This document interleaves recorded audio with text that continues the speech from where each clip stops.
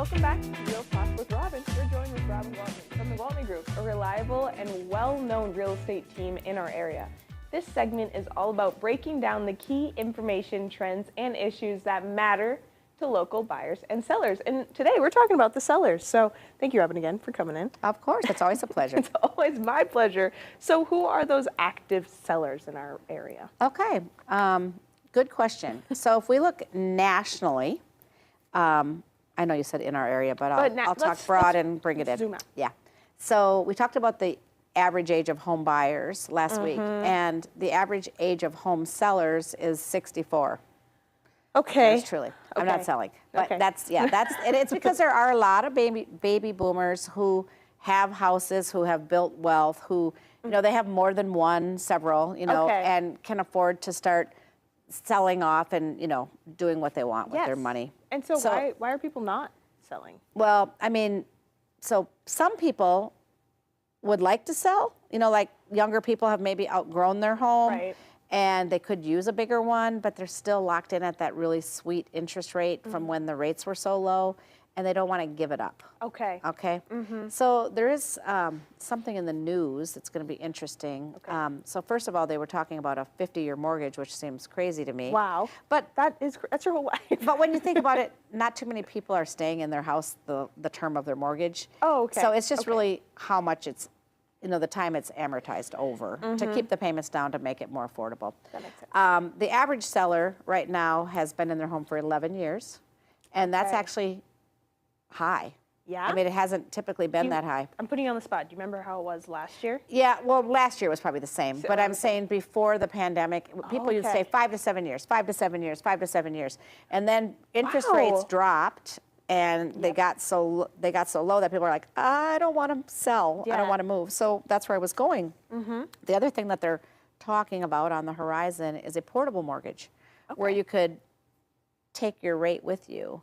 And Interesting. it's really interesting. I don't know how that's going to work. I mean, this Yeah. is just a very In a perfect world, how would you hope that would work?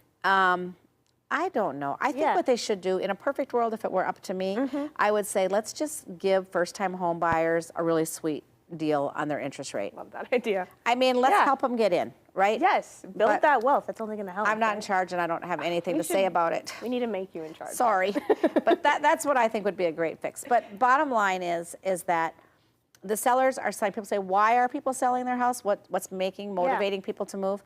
It used to be number one was job. Okay. Like I got a new job and I got to move.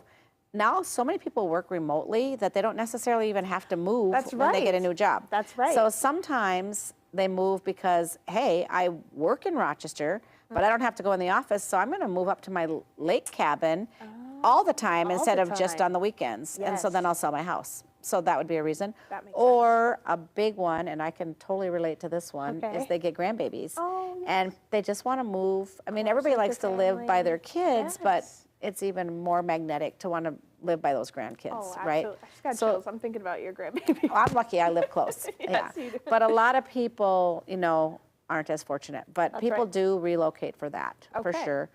And I don't know, sometimes just one Need spouse something dies, they new. don't Yeah. need as much house, or just newly married, they need more house. All the life things that go on. You never know what's going to happen, Yeah. right?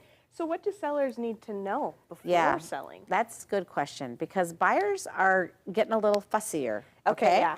Because those crazy days are over where you had to just go in blind, pay whatever they wanted, pay more than they wanted, and waive your Yeah. inspection. So now they're looking at things like, well, are we going to have big ticket items that we have to come in and fix? So, I told you, the median age of a first-time home buyer nationally is Yeah. 40. Rochester is closer to 35. But they still, because houses are more expensive, they don't necessarily have a lot of cash to put a new roof on or put a new furnace in. Right. And so they're looking at those big ticket items, and especially things like roofs, because the insurance companies they're really it's a fussy now. nightmare? Yeah.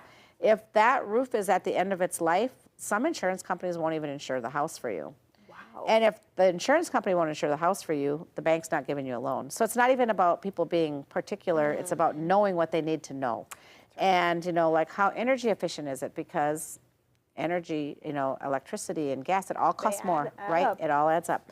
So, you know, are these old windows going to let out too much heat? So they just need to understand that if you're putting your house on the market and you've been there for a while and you want to know what can I do, if there's big ticket items that have been bothering you, like, you know, you're so sick of these old kitchen appliances, you should have changed them and enjoyed them yourself, but I'm going to tell you, you should do it before the next buyer comes. It's going to help you. It's going to help you in the long run. It is. Well, thank you, Robin, for giving us all these tips and tricks. Anytime I can share, anytime. That's awesome, but we need to get in contact with you. Maybe not on Midwest Access, but personally, how do we contact you? Anytime. Call my cell phone. I always have it with me. I always answer it unless I'm talking on it, okay? So feel free to call me at your convenience at 507-259-4926. Awesome. Well, thanks, Robin, again for hanging out with me. Can't wait to see you back next Thursday, okay? Sounds great. Okay. More Midwest Access on the way.